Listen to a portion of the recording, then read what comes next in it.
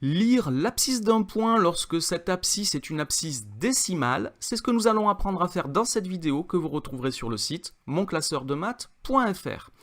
Alors j'ai expliqué dans une autre vidéo que sur une demi-droite graduée, un point peut être repéré par un nombre qui est appelé son abscisse et que cette abscisse correspond à la distance de ce point à l'origine. Alors nous allons travailler sur des exemples. Voici le premier. Donc je représente une portion d'une demi-droite graduée et sur cette portion j'ai les graduations 3 et 4 qui apparaissent et je veux déterminer les coordonnées des points A, B et C que j'ai placés sur cette demi-droite graduée. Alors chercher les abscisses des points A, B et C revient à déterminer les valeurs de toutes les graduations qui sont représentées sur cette demi-droite graduée. Et pour cela, je dois observer les graduations qui me sont données, ici le 3 et le 4. Entre 3 et 4, il y a une unité. 4 moins 3, cela fait 1. Et ici, le segment que j'ai tracé en vert, donc entre la graduation du 3 et la graduation du 4, ce segment a été partagé en 10 intervalles de même valeur. Donc l'unité a été partagée en 10. Cela signifie que chaque intervalle, chaque petit intervalle mesure 1/10 d'unité de longueur, puisque quand je divise 1 par 10, cela fait bien 1/10. Donc la distance entre chaque graduation vaut 1/10. Donc après le 3, cela signifie que je vais avoir 3,1. 3 plus 1/10, cela fait 3,1. Et je peux graduer ainsi toute ma demi-droite graduée. Et une fois que j'ai fait ce travail, je peux lire que l'abscisse du point A est 3,7, l'abscisse du point B est 3,3 et l'abscisse du point C est 3,9. Et je peux noter le point suivi d'entre parenthèses son abscisse. Donc A suivi de entre parenthèses 3,7, B suivi entre parenthèses de 3,3 et C suivi de 3,9 entre parenthèses. C'est la notation que l'on peut utiliser pour indiquer l'abscisse d'un point. Deuxième exemple, une portion de demi-droite graduée, ici avec les graduations 5,6 et 5,7. Et je veux déterminer les abscisses des trois points D, E et F. Donc comme tout à l'heure, ce travail revient à déterminer toutes les graduations. Si je regarde ici, entre 5,6 et 5,7, il y a 1/10 d'unité de longueur. 5,7 moins 5,6, ça fait 0,1, c'est-à-dire 1/10. Et ce dixième d'unité a été partagé en 10 intervalles. Donc si je divise par 10 1/10, j'obtiens 1 centième. Ça signifie donc que l'intervalle entre chaque graduation représente 1 centième d'unité de longueur. Cela signifie qu'après le 5,6, je peux placer 5,61 et je peux continuer mes graduations, à noter mes graduations ici de centième en centième, 5,62, 5,63, etc. Et une fois que j'ai fait ce travail, je peux lire que l'abscisse du point D est 5,64, l'abscisse du point E est 5,62, et que l'abscisse du point F est 5,67. Et je peux noter, comme tout à l'heure, les abscisses des points entre parenthèses. Donc d'abord le nom du point, puis entre parenthèses, son abscisse. Alors attention, les graduations que l'on place, la longueur d'un intervalle entre deux graduations n'est pas forcément une unité, 1/10, 1 centième, ça peut être une autre valeur. Alors on va le voir sur un dernier exemple. Ici, donc sur ma demi-droite graduée, j'ai représenté les graduations 4,52 et 4,53 et je veux toujours déterminer les abscisses des points, ici les points G, H et I. Alors si je regarde entre le segment entre 4,52 et 4,53, ici j'ai représenté 1 centième, d'accord? Entre 4,52 et 4,53, il y a 1 centième. Et ce centième a été partagé cette fois en 5 unités.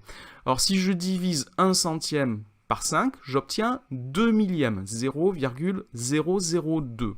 Cela signifie donc que chaque intervalle entre deux graduations représente 2 millièmes d'unité.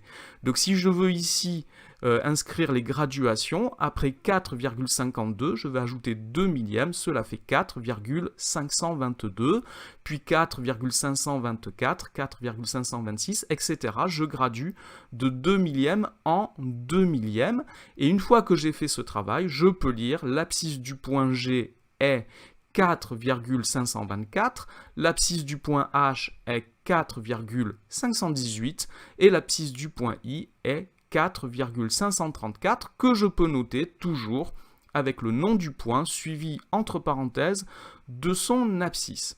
Voilà pour cette vidéo sur la lecture de l'abscisse décimale d'un point. Cette vidéo est maintenant terminée. N'oubliez pas de lui donner un j'aime et de vous abonner à ma chaîne. Au revoir. Lire l'abscisse d'un point par agrandissement successif, c'est ce que nous allons apprendre à faire dans cette vidéo que vous retrouverez sur le site monclasseurdemaths.fr.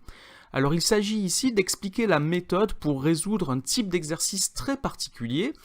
Voici de quoi il s'agit. Nous voulons déterminer l'abscisse du point A sur une droite graduée dont une portion est ici représentée.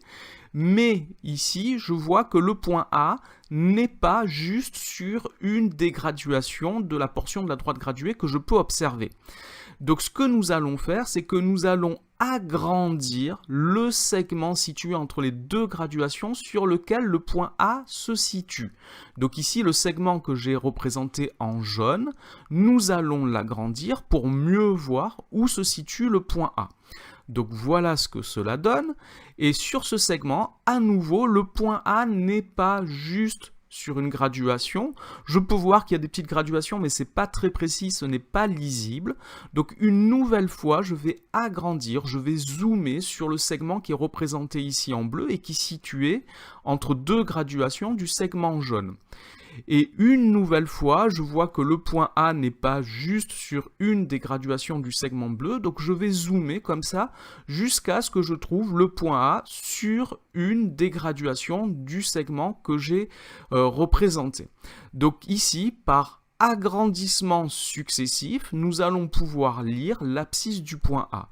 Mais pour cela, il va falloir être capable de graduer chacun des segments que j'ai agrandi. Et pour cela, il faut commencer par le premier. Donc je vais revenir en arrière, je vais cacher le reste, et je vais revenir au segment que j'ai représenté en vert ici, et dont les extrémités ont pour abscisse 300 et 400.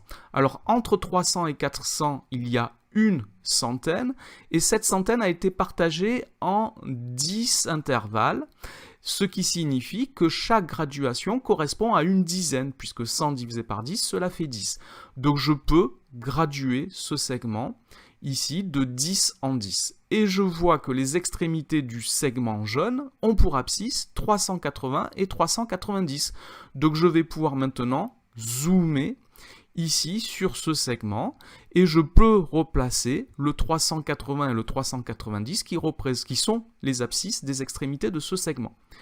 Donc ici entre 300 et 390 il y a une dizaine d'unités, donc ce segment jaune représente une dizaine d'unités qui a été partagée elle aussi en 10 intervalles. Donc chaque graduation représente ici une unité, puisque 10 divisé par 10, cela fait 1.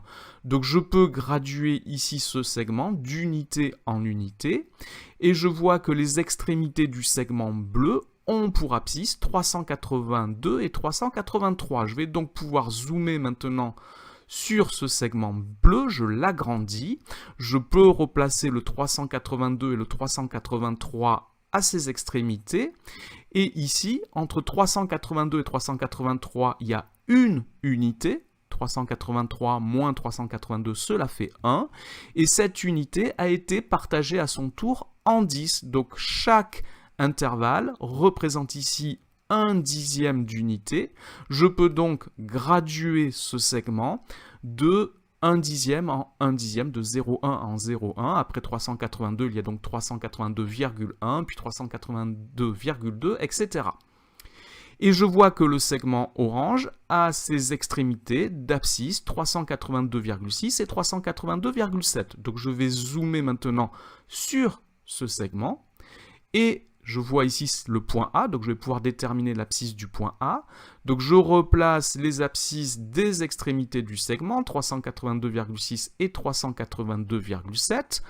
Entre ces deux points, il y a donc 1/10 d'unité, de 382,6 à 382,7, il y a 0,1, 1/10, et ce dixième a été lui aussi partagé en 10, ce qui signifie que chaque intervalle correspond à 1 centième. Je peux donc graduer ici ce segment 2 centièmes en centième, et je peux enfin lire l'abscisse du point A, qui vaut ici 382,67. Donc voilà comment on résout ce genre d'exercice. Donc il faut partir du segment qui représente la plage la plus importante, donc le premier, ici c'est celui du haut, et petit à petit on descend vers le point dont on cherche l'abscisse. Voilà pour cette vidéo, voilà pour cette méthode, la vidéo est terminée, merci de l'avoir regardée, n'oubliez pas de lui donner un j'aime et de vous abonner à la chaîne, au revoir.